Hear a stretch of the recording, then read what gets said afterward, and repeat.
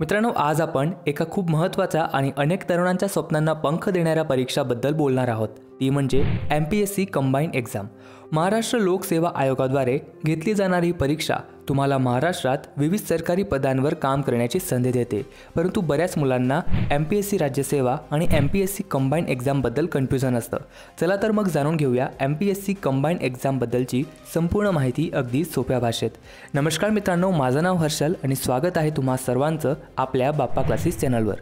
जर का तुम्ही या चॅनलला फर्स्ट टाइम व्हिजिट करत असाल तर चॅनलला नक्की सबस्क्राइब करा, जेणेकरून तुम्हाला MPSC व UPSC बद्दल नवीनतम अपडेट मिळत राहतील। तर सर्वात आधी आपण MPSC राज्यसेवा व MPSC कंबाईंड एक्झाम बद्दलचा बेसिक फरक जाणून घेऊया। तर MPSC राज्यसेवा ही परीक्षा उच्च श्रेणीतील प्रशासकीय पदांसाठी असते। यामध्ये गट अ म्हणजे ग्रुप ए आणि गट ब म्हणजे ग्रुप बी असे राजपत्रित अधिकारी पदांचा समावेश असतो। जसे की deputy collector, deputy superintendent of police म्हणजे DYSP, तहसीलदार, ब्लॉक डेव्हलपमेंट ऑफिसर असे इत्यादी पद असतात। आपण ऑलरेडी MPSC राज्यसेवा ही परीक्षाबद्दल अगदी सोप्या भाषेत चर्चा केली आहे। जर का हा व्हिडिओ तुम्हाला बघायचा असेल तर कमेंट बॉक्समध्ये तुम्हाला या व्हिडिओची लिंक मिळून जाईल। आता MPSC कंबाईंड एक्झामबद्दल जाणून घेऊया।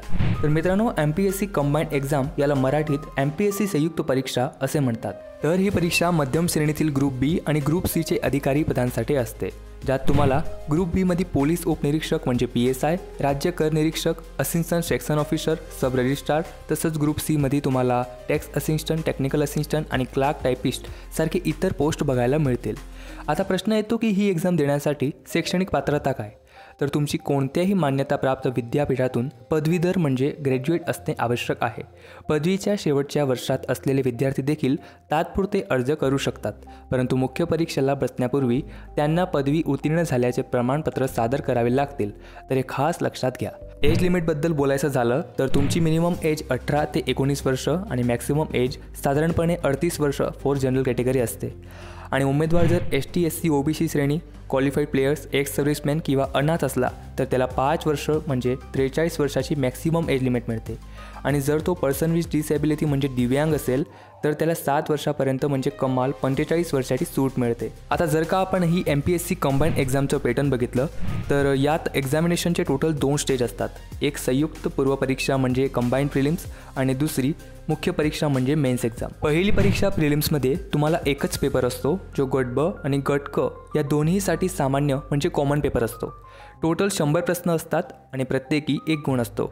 सर्व प्रश्न ऑब्जेक्टिव्ह म्हणजे मल्टिपल चॉईस क्वेश्चन MCQ टाईपचे असतात आणि प्रत्येक चुकीच्या उत्तरासाठी 0.25 गुण वजा केले जातील आणि या पेपरासाठी तुम्हाला 1 तासाचा वेळ दिला जाईल। या पेपरामध्ये तुम्हाला बेसिकली चालू घडामोडी म्हणजे current affairs, polity, general science, history, geography, economy, reasoning and aptitude सारखे विषयातून प्रश्न विचारले जातील। MPSCची ही कंबाईंड प्रिलिम्स सक्सेसफुली क्लिअर केल्यानंतर तुम्ही मुख्य परीक्षा म्हणजे मेन्स एक्झाम देण्यासाठी एलिजिबल होतात। या मेन्स एक्झाममध्ये प्रत्येक पदासाठी स्वतंत्र मुख्य परीक्षा होते, म्हणजे यात तुमच्या आवडीनुसार पोस्टसाठी स्पेसिफिक 2 पेपर असतात। पेपर 1 मराठी आणि इंग्रजी, जो बहुतेक पदांसाठी कॉमन पेपर असतो। पेपर 2 जनरल स्टडीज आणि तुम्ही सिलेक्ट केल्या पदाशी संबंधित विशिष्ट विषय असतो। तर हा पेपर पदानुसार बदलतो हे लक्षात घ्या। मित्रांनो, आता ही मुख्य परीक्षा देखील वस्तुनिष्ठ बहुपर्यायी म्हणजे MCQ स्वरूपाची असते आणि याचा सुद्धा प्रत्येक चुकीच्या उत्तरासाठी 0.25 गुण वजा केले जातात। आता जर का तुम्ही एक नॉन मराठी स्टुडंट असाल आणि MPSC कंबाईंड किंवा MPSC राज्यसेवा परीक्षा देण्याचा विचार करत असाल तर ऑफकोर्स तुम्ही देऊ शकता, परंतु यासाठी तुम्हाला मराठी भाषा बोलता, वाचता व लिहिता येणे हे खूपच आवश्यक आहे। मित्रांनो, MPSC राज्यसेवा परीक्षेच्या तुलनेनं MPSC कंबाईंडचा अभ्यासक्रम कमी विस्तृत असतो, पण तरीही या सामान्य अध्ययन, चालू घडामोडी आणि संबंधित पदाशी आवश्यक ज्ञान तपासले जातं।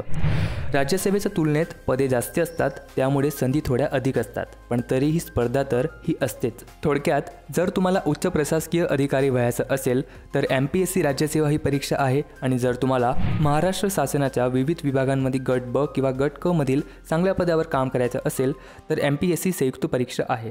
बऱ्याचदा विद्यार्थी दोन्ही परीक्षाची तयारी एकत्र करतात, कारण काही सामान्य विषय दोघांमध्ये असतात। काही विशिष्ट पदांसाठी लाईक PSI सारख्या पदांसाठी शारीरिक चाचणी आणि मुलाखत पण घेतली जाते। याची सविस्तर माहिती तुम्ही अधिकृत अधिसूचनेत पाहू शकता, ज्याची लिंक मी डिस्क्रिप्शनमध्ये दिली आहे। आता तुम्ही विचार करत असाल की ऑनलाईन अप्लाय कसं करायचं किंवा अर्ज प्रक्रिया कशी असते, तर MPSC कंबाईंड एक्झामसाठी अर्ज फक्त ऑनलाईन पद्धतीने स्वीकारला जातो। तुम्हाला MPSCच्या अधिकृत वेबसाईट mpsc.gov.in वर जाऊन लेटेस्ट अनाउन्समेंटमध्ये क्लिक करायचं आहे। तिकडे जर का नवीन अपडेट किंवा नवीन अनाउन्समेंट आली असेल तर अर्ज करण्यासाठी तुम्हाला MPSC ऑनलाईन या पोर्टलवर वन टाईम रजिस्ट्रेशन करावं लागतं. जास्त माहितीसाठी तुम्ही यूट्यूबवर फॉर्म भरण्याची प्रोसेस बघू शकता किंवा नियरबाय सायबर कॅफेला व्हिजिट द्या. तर मित्रांनो, ही होती MPSC कंबाईंड एक्झामबद्दलची संपूर्ण माहिती. ही एक्झाम नक्कीच चॅलेंजिंग आहे, परंतु योग्य नियोजन आणि कठोर परिश्रमाने तुम्ही नक्कीच याच्यात यशस्वी होऊ शकता. तुम्हाला MPSC कंबाईंड एक्झामबद्दल आणखी काही प्रश्न असतील किंवा विशिष्ट विषयावर सविस्तर माहिती हवी असेल तर खाली कमेंट बॉक्समध्ये नक्की कळवा. हा व्हिडिओ तुम्हाला उपयुक्त वाटला असेल तर एक लाईक करा, आपल्या मित्रांसोबत शेअर करा आणि अशाच माहितीपूर्ण व्हिडिओसाठी आपल्या चॅनलला सबस्क्राईब करायला विसरू नका. भेटूया पुढच्या व्हिडिओमध्ये. तोपर्यंत अभ्यास करत राहा आणि यशस्वी व्हा. जय हिंद, जय महाराष्ट्र.